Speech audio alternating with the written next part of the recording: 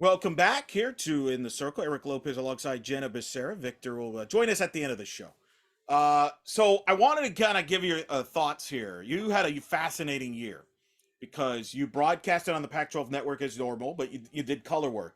But you also did some play-by-play. You did some play-by-play in the Stanford radio, which included the regionals when Stanford won in Tuscaloosa and got to the Super. So you did a little bit of both. Take me, was that always the plan? Did it just play out that? What was that like for you to handle not only now just doing color, now you're doing play by play also as to add to your resume as not just doing color. Yeah. So I actually, when I came back, like I said, in 2019 in that season to really go more full force and full throttle on sports broadcasting, I actually started doing both from the get go in 2019. So obviously, like color is natural as a former player. There are a lot of things to analyze and stories to tell and things like that, especially because I was covering Stanford at the time primarily, which there's obviously that personal connection. But the play-by-play piece for me is definitely something I want to continue to work on. This past season was the first time that I got to do play-by-play on TV with Pac-12 Network specifically. So that was definitely an important milestone to me. I think right now, luckily, it's been a really hard space and for multiple reasons for women to break into to be a play-by-play person. Beth Mowins is sort of like the poster child for that, but it hadn't been a situation where there were a lot of opportunities. But I think luckily, and even in the baseball world, the minds have been more open to that. So that seems to be gradually becoming more and more of an opportunity for women. So not just for baseball, but for softball too. Like I definitely want to continue to be able to do that. I got to do a little bit. I was the color person, and Amanda Freed was actually, she got her first play by play games Right. ever this past season. And we did that at Cal together. And I remember when we got, the schedule and our partners and things, and I remember asking like our head of talent, I was like, so am I doing play by play and Amanda's doing color, just to confirm, because that was really one of the first times they had ever had two former players, Right. at least for softball, calling a game. And he was like, actually, Amanda wanted to do it too. I was like, oh, well, that's awesome that she's doing that. But it was a cool experience. Definitely some things we were learning in terms of like flow and how to work it out.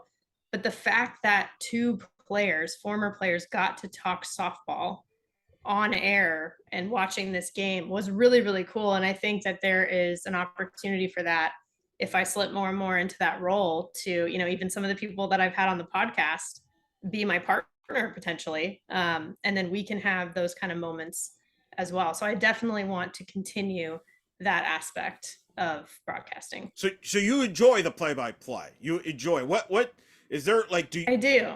compare listening to yourself, because I'm sure you listen to yourself when you do play by play versus when you listen to yourself doing color, because I'm sure you have that habit of having a ton of opinions in your mind because you are a player, but as a play by play, as you've learned, Yeah.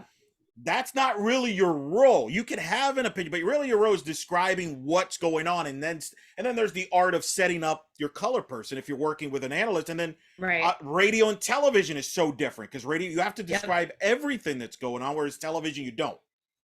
Yes. So it's definitely a different role and a different skill set, which is I think what I like about it, because my career as an athlete and in college was I was very versatile. I actually hit on both sides of the plate. I was mainly righty, but I did hit both sides. I played almost every position other than catching during my time. So I like being versatile. That is something that I think it benefits you in the long run, but I also really enjoy that aspect. I think it's more fun and you learn more that way. So for me, I like the fact that it's two different roles. It is different. I even noticed, like, and this was in the early days, like my voice would be different. My voice would change a little bit when I was doing play by play to be a little bit more like Beth Mowins, and I was like, okay, let's calm that down. Let's be a little bit more natural, versus when I'm just telling a story on the color side or analyzing something going on, it's a little bit more my natural voice. So but sometimes like the tone is just different, and I think for me starting in 2019 and doing that with Stanford, there's a great group that I work with at Stanford, some of which also work at the Pac-12 with me too, and we would just alternate, and they were really cool about that, the fact that they would let me, even though I'm the softball player, they would let me do play-by-play some for softball and for baseball, even if I was the quote unquote expert. But getting to do some of those things with other players would be definitely new for me as well, because I set them up in certain ways, but then sometimes they end up just coming back to me and asking questions because I'm the expert, right? So it's sort of learning where those lines are. But I find it really interesting. To me, the cool part about play-by-play too is that you're the leader. You're the one leading the broadcast. There's an element of a desire for leadership for every athlete, I think, every former athlete, every current athlete. And I like being able to lead it. I would find myself sometimes in the color seat and I would be a little bit antsy and I'd be like, why am I so antsy? And I'd be like, oh, because I really wish that I was like able to kind of like lead the charge for either telling this story or setting up this situation or something in that moment. So I think it's just another opportunity for growth. And that's kind of what it's all about. It's constantly looking for those things. And I think being able to do both, I would never not want to do color ever again or anything like that. But being able to do both and kind of fill each bucket is something that I just find interesting. Well, and let's be real. In this industry, versatility really helps. Like, it creates more Yeah. opportunities for you. I mean, that's part of the business too, is in that way. What was it like to call the regional for Stanford to win in Tuscaloosa? Big moment for Jessica Allister winning that regional for Stanford, considering the history that Stanford had at Alabama, considering the history she had personally at Alabama the last time she was there with Minnesota and all the controversy. Because that's part of the play-by-plays. You're also telling the backstories, Yeah. which is the part I enjoy, and I'm Yep. sure you enjoy as well. And talking to your producers and coming up with concepts and ideas of, hey, let's go in this direction and stuff like that. What was that like for you to be there and call that for Stanford this year, calling it in Tuscaloosa, quote, upsetting Alabama?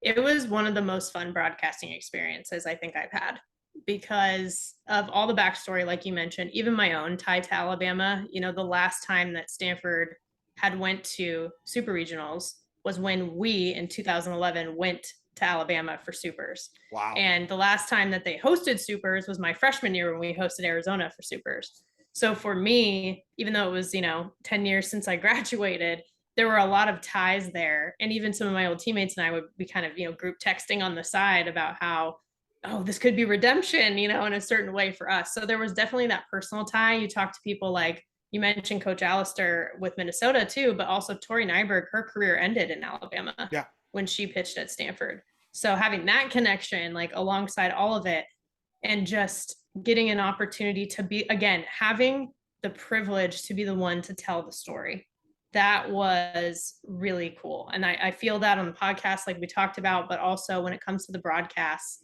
this is something I talked with Jessica Mendoza about. Actually, it's like you are the one that gets to call some of the coolest moments and memories that these athletes are going to have, and you're the one with that responsibility. It's both super exciting and it's a responsibility at the same time. And it was my first postseason coverage that I have done from a broadcasting perspective. I mentioned I started off in radio when I was still a student and continued a little bit afterwards, but this was my first time in a while getting back to radio, and I was doing it solo. So, we talked about having partners, but also it's another art in and of itself to be doing the play-by-play and the color all Yeah. together.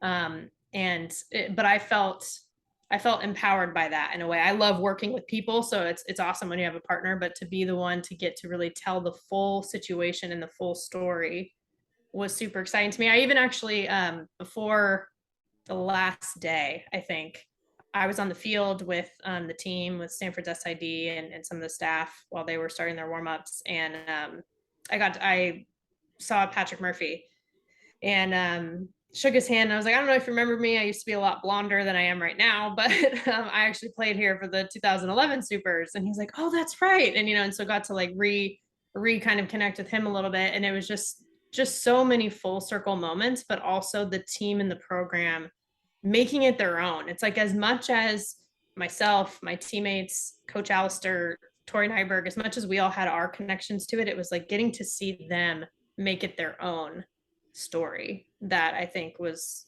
really cool. And it was another first. There were a lot of firsts, really positive firsts for me this year. The radio coverage, it was the first time I traveled for Pac-12 Network because I do a lot of sort of like regional booking for people depending on where you live. I got to do my first TV top 10 matchup with UCLA and UW. I got to travel and work with Elise Woodward. And all the streak snappers that they had, all those games, like you said, Alabama was the first time in years that they had lost in regionals, and Stanford did that. They also snapped UCLA's streak, ASU streak earlier in the season, and I was on the call for those things, so it was just a lot of firsts that felt like a long time coming, but I think a lot of things just kind of came to fruition at the same time. And the fact that I also got to call super regionals at home for Stanford when they played Oregon State was just add that one to the list, especially after Alabama. Just how that all played out. It was just a very, I don't know, full circle, and it just felt very warm and, I don't know, right that all of that got to happen this year the way it did. Do you see expanding on that in the future? Like maybe doing more radio? I mean, it's hard because you have a lot going on, but at the same time, that could be, is that something you see yourself doing? And you mentioned, I thought it was fascinating, you had to do it solo. So you had to adjust because you've been used to working with somebody to adjust to going solo. I've had the opposite issue. For 13 years, I mainly worked solo for the most part. Occasionally, I would have an analyst here and there. The last 2 years, I've had an analyst consistently, unfortunately, with great people like Francesco, you got to interview, Jamie Loprice, former Texas A&M Aggie, Alex Powers at Florida State, I got to work with others as well. Christina Wyatt, who does Georgia games as well. But I had to adjust because when you're doing it solo, you have to carry the whole thing. Like you mentioned, you have to do play-by-play color. Right. And I had to adjust to hey, I don't have to, discuss all of this stuff. I could just defer. Right.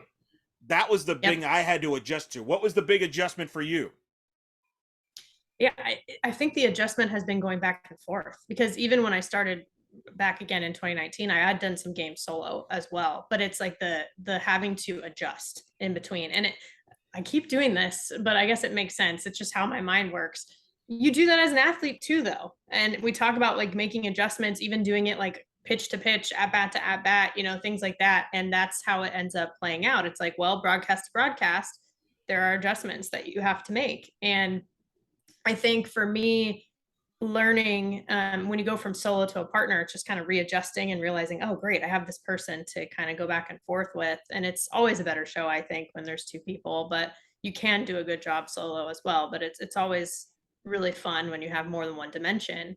But it's also knowing when not to speak. I think that's you hit on something there. Not only when you're with a partner and you're trying to allow like that shared sort of experience and back and forth, but in general, even sometimes it's like it is that moment where maybe let the crowd and the energy and the noise take over the moment and really give that to the listeners and the watchers at the time, rather than you. Like sometimes you have to get out of the way, I guess. Yeah, And yeah. that's been probably And tell yourself the biggest, basic, right? And tell yourself to shut yeah. up. Yeah, that's been a learning Yeah. thing, for me. I think that's probably the biggest. And you start to get more and more nitpicky with yourself, right? Because you're like, okay, I get this down, so now I want to work on this and this and this. And that's something that I think been working on over the past year. I also like to have fun. And I have some great partners that I work with out here, where yeah, we'll go back and forth. We were talking about hyphy music when we were at Cal, covering some games because they played a ton. Like just have fun and show your personality, but not feeling forced like you have to. Just kind of let it happen naturally. But yeah, I think there are definitely adjustments, but I kind of like having to make the adjustments because it's a challenge. Yes, and the chemistry is a factor with the analyst. Francesca's always big, and Yeah. learning to hey, if she's talking over a ball thrown, it's a ball called ball or called strike. The audience could see it, so I don't need to step in and describe that as a ball or strike. They could see it. Right. She could finish talking, making her point. That's something that I've adjusted to. Well, and then And versus radio, like you're saying, like knowing versus that radio, you the have to do it audience right. can see radio, you have to be more descriptive. So because it had been a while, that was definitely an adjustment where I was like, okay, let me be as descriptive as possible so that people can understand what's happening. But yes, so those are it's like understanding all the parts that are there and ultimately about the audience. You were nominated from Extra Innings Softball for Breakout Star. You were among the nominees. The people you were nominated with was Madison Shipman, Andrea Carter was the sideline reporter for the postseason in the World Series for ESPN, Brittany McKinney, former Tar Heel, Kat Osterman, and then Scott Whitlock, who does a lot of games, does the Clemson games analyst over. and does the ASUN tournaments there. What was your reaction when you saw that you were nominated? You didn't win. I didn't win either. I was nominated for a couple categories. I didn't win. But and I know it sounds cliche, but being nominated is that's really the coolest part. The fact that you have respect that from of your work from your people on the outside. What was your reaction when you found out? I would agree because it was the first time that I realized, when all these actors and actresses are like, it's an honor just to be nominated. Right. When it's like award season every year, you're like, oh, roll my eyes. But I was like, wow, now I get it. At least for the ones who are honest when they say that, I understand what they're saying. Because for me, I was like, I didn't know that they were doing the Golden Mics because it's obviously been the first year that they've done it. I had no clue that it was happening. So I was like initially like, what? Like, why do I have so many Twitter notifications? And then I open it up and I see that. So I was shocked, but then I was like, I think kind of overwhelmed with just feeling grateful because the list that you just rattled off, so many of those people are ESPN folks, right? Who are doing amazing things like Madison Shipman, even calling Athletes Unlimited games. Andrea Carter, I thought, did a fantastic job as essentially the sideline, but the softball version of a sideline reporter for the World Series. And Brittany McKinney, who does ACC Network, like Kat, who I obviously interviewed, and that felt very full circle as well as she's getting into her broadcasting career. So for me, it was like, a wow, this is really cool. I'm just excited to even be a part of this conversation. And maybe it was one of those moments too, Eric, because towards the end of the season, we're tired. It's we're running on adrenaline, and then but it's you're exhausted. It's like a little bit of recovery time after the World Series, I think, every year. And it was one of those moments where I was like, okay, this is the exact kind of like energy boost that I needed, and that I've been lucky enough to get at the moments when I need it the most so far over these last several years. So it was pretty wild, but I was really grateful. Me too. And I was just happy from my end because I was nominated for a few, but I was actually more happy Yeah, that Francesca won for best local so analyst good. because Yeah, I mean, having worked with her, I'm a better broadcaster because I've worked with her the last 2 years. She really is. And you yeah, got to interview her, you got to know her. Because I know she reached out to you that you got to see this firsthand on her yeah, preparation. I think she reached out to you to kind of pick your brain on Stanford because she was working the Tuscaloosa regional. So I was super happy yeah. that she got that for a couple of reasons. First of all, she earned it. She deserves it. I think she's phenomenal. One of the best in the country. Plus, number two, now I have material to use on the broadcast next season to tease her about this because this will be brought up often that she won this award. Award winning. Yeah, as you should. Yeah, she's Exactly. fantastic. I got to meet her in person in Tuscaloosa too after we did chat, beforehand doing the prep. And that's when her coming on the podcast was born. But to your point, there were several people, Kat, I was like, this is so cool. These are guests. I was also just thrilled because so many Believe in Softball guests were nominated. Because like I said, not only do we interview players, but also people who cover the game, some who are both, right? And Yeah. so I was really, really excited to see that. And then yeah, relationships come out of it. I mean, you and I have built a relationship, and then you make that connection with me and her to kind of get to know each other and for me to help her out. And now there's a relationship with her as well, and like that's just, it kind of grows exponentially when you do it that way, which is one of the best parts. Yeah, that's what I enjoyed when I had the two of you there. And by the way, she picked your show. She doesn't just do any show. So it's a high compliment. She did the show. So it was awesome. I was really glad to see you two connect. And I had no idea about your ties too that you talked about in that episode, your California ties. Yeah, So yeah, that was pretty SoCal awesome. girls. A couple of things before we let you go. One of the things you've been covering is Athletes Unlimited. You've been having Yep. players on from Athletes Unlimited throughout their season.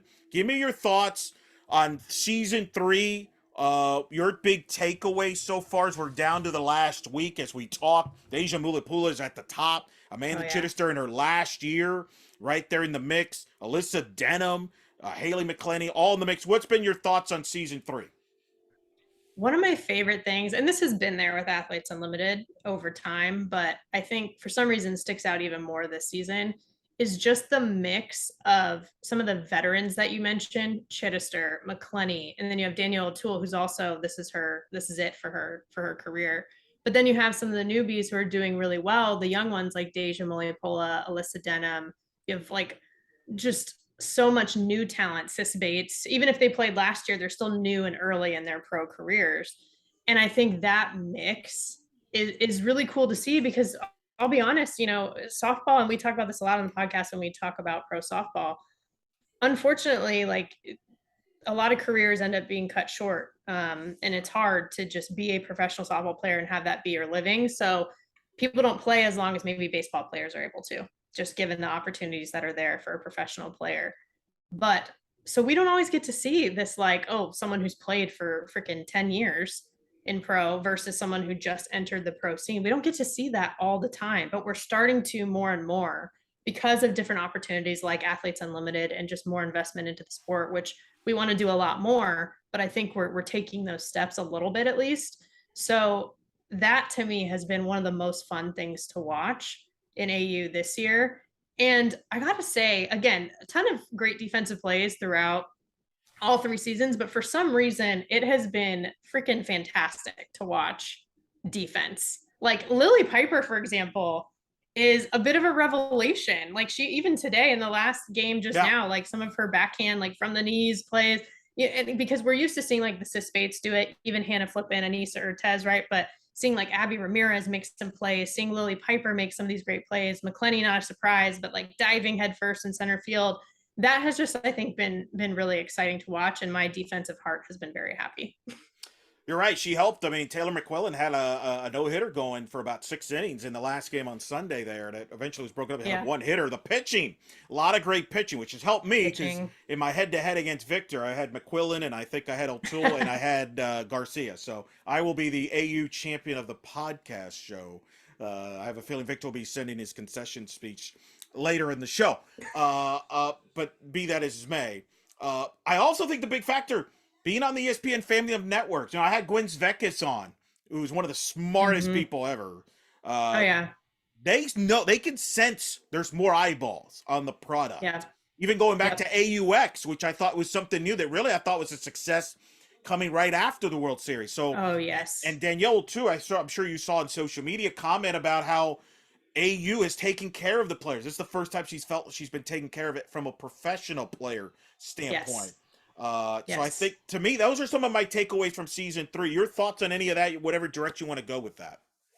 100%. I think the distribution, it means exposure and visibility, and visibility creates opportunity at the end of the day, period. I mean, part of the reason that college, it's kind of fed into, it's been like a chicken and an egg thing a little bit, but the more that we watch college softball, the more people are watching. And that's why the Women's College World Series gets more eyeballs than the men's, and because people love the sport. So I think AUX was fantastic. And I think part of it was not only because it's the same outstanding play that we always see with AU, but the timing of it and the fact that it was on ESPN, it being right after the Women's College World Series, when the most eyes are on softball, and then boom, nobody has to kind of be depressed because softball season's over. Wow, we still get to see this. And even some of the players who were just playing in postseason, a part of it as well. And then obviously the legends and the veterans that are a part of it as well. But I think that was such a huge part to just getting eyes and ears and everything onto professional softball, because we always talk about this. We're like, how can we capitalize on what's going on with college softball to move it to the pros and even international a little bit more? But the timing of that and the way that they were able to execute and do that, I think, was really smart, and got people excited probably for this championship series, for season 3, for the full season for Athletes Unlimited. And the fact that it's on ESPN made it so easy. Hey, if I'm watching the World Series, wow, all right, just same channel, cool. Like, I don't have to think about it. It's easy that way. The easier we can make it on people to watch and consume, that's how it's going to happen. The extra camera work they have, having Shipman and Danielle Laurie doing color, Eric Collins have been involved, play, all that. That's also, that's the other thing. Yeah, same broadcasters too, right? It's like very, very familiar for people. So it's just it makes it an easy transition, which is what we need. No doubt. So I'm looking forward to seeing how that final week will go. Last thing before we let you go, what's been your thoughts on the college offseason? Some interesting Athletes Unlimited is using the 2 bags, which will be used experimentally in college softball. That's recently got approved. Then you mentioned Patrick Murphy earlier. Well, he's looking for a new pitching coach because Stephanie Van Brakel is now the new head coach in Memphis. So that's all of a sudden a big storyline as we enter here in the coming days and weeks. The transfer portal still pretty big. Oklahoma adding talent from Arizona State. and UCLA adding Oh, Giannis, adding Charlize Palacios. That blows my mind. Megan Bartlett, the new head coach at Arizona State, after someone you know very well, Trisha Ford, goes to A&M. What's been your thoughts from the offseason? well, my head is spinning, as I think all of ours are. Even though like people like you and I and other folks who cover this game, like we're trying to help everyone else like get a handle around everything that's going on. It's still not easy, even for us. But yeah, so much movement. And that is not just the players, but the coaching carousel as well, because it's like dominoes. You know, when one thing happens, everything else does after that. And the transfer portal in the way that it exists today was not something that was there when I played. I was not somebody who experienced a transfer or really had teammates and folks who came in and out of Stanford to do that. So it's something that's a little bit new to me in some ways. But I think the shakeups that we're seeing and the fact that some of these people are now on campus, you know, I can't believe it's already like back to school. It's like for these semester schools, like the quarter system schools, like the UCLA's have a little more time, but everyone else, it's like summer's over. They're getting back to it, and they're going to start practicing. You know, with these teams and these programs. So much has changed. So much has changed. But the only thing that is for certain is the fact that things will change. So it goes back to like making adjustments. When I first saw that UCLA was getting Brooke Giannis, I was, you know, mind blown. Also, you know, this is Pac-12 stuff, right? So for me, I'm like, oh my gosh, this is huge because we didn't even get her last season at all at Oregon, let alone, you know, her moving like that. But you have that. You have Lindsay Lopez from ASU going to UW, for example. So some people staying within conference, but then yes, the people who are jumping around to other conferences as well. I just think it's going to be wild. And I feel like almost, you know, like a reality show host when it's like, this is the craziest season ever of The Bachelor type of thing. But I feel like we keep saying that every year.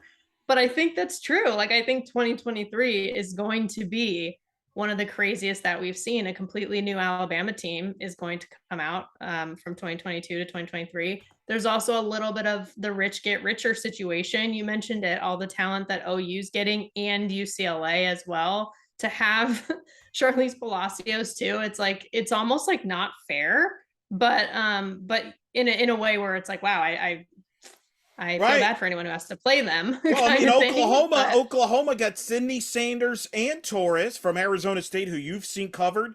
Haley Lee from A&M, Storako from Michigan. You mentioned UCLA with Giannis, Palacios. They also added Rachel Sid from Oregon, and yep. it's yeah, I don't know. It's wild. There's and I've gotten feedback on the show. There are some people that don't like it. There's some that do. It's just the way it is now in college Yeah. athletics, right? Yeah. I think my like gut reaction is it's not my style, I guess, meaning like the jumping around and stuff. But I also understand that people are making choices for what they think is best for them. And it is what it is. Like you said, like this is how it is. So it's now to me what I'm going to find interesting is I feel like coaching is going to be in some ways more important than ever because with all of this movement, like there's this element of like how do you build a team culture and how do you keep a team culture and things like that that are factors into whether you win or not because it's what you lean on when things maybe aren't going well. So I think the good coaches are really going to emerge, and that's kind of, but like anything else, that's when you see, you know, what people are really made of. That's when you learn about what you're really made of is when there are challenges like that and things feel uncertain and how you react to those things. In college athletics, I feel like we're kind of in an uncertain time here. I mean, we're talking player movement, coaches movement, schools are moving. UCLA, USC going past Big Conference Ten. movement. Oh my goodness, it's crazy. But the good news is, of all that, is it gives us all Yeah. people like you and me content for our respective shows year Yeah. round. So tell the audience, you've been so kind to join us today, and I wanted to celebrate your 100th episode by having you on and talk about the show, but and as well as other softball stuff because that's what it's all about at the end of the day. So just tell the audience about the show, what it's got coming up, and where they can find it for those that have not caught on yet. Yeah, appreciate that. Yes, Believe in Softball is on all the major podcast platforms, Apple, Spotify, Google Podcasts, anything, any way you usually listen to it. as well as on YouTube. So you can get video there, which is pretty cool. I think it's a cool additional element. You get to see the guests like I do, which I think is always fun. See their offices too sometimes if they're coaches. And you can follow us on Instagram and Twitter at Believe in Softball. That's BLEAV. You can follow me too at Jenna Becerra on Instagram or at Jenna Becerra01 on Twitter. And we're only trying to go up from here. So we have a little bit more left for season 3 of the podcast. We'll go through the Athletes Unlimited season before we do the season finale coming up in a few weeks. And then looking to 2023 to figure out what we'll do. And I'll keep everyone updated too on the broadcast schedule as well as that unfolds. Busy schedule. Schedule Yeah. there. Hey, congrats on 100 episodes again. Like, I think it's Thank been you. awesome. It's been awesome having you. We've had you on since last year's World Series. I think it was the first time you came on to our live show. You were brave enough to come on with us live. So, so you've been super awesome. You've become a regular for us, and me and Victor, I speak for Victor. We enjoy having you on. We'll continue to have you on, and he appreciates you filling in for him on this particular show. And thanks for doing this. Congrats again, and we will talk soon. Yeah, that sounds great. And hopefully I might have just been an excuse so Victor can stay away so he doesn't have to concede his loss with your Athletes Unlimited picks. But you know what? Probably. It's fine. I'll take it. I'll take it. If you're more than welcome to challenge him for the last week if you want to throw out the challenge here. I'd have to get my mind right. We'll see. We'll see about that. Fair enough. But now you know he'll be in Chicago. So if you need anything, just throw it in, his way over there. But that'll be good. Thank you. We'll see what he has to say. He'll come to wrap up the show. Thanks again to Jenna Becerra for joining us. More of In the Circle after this.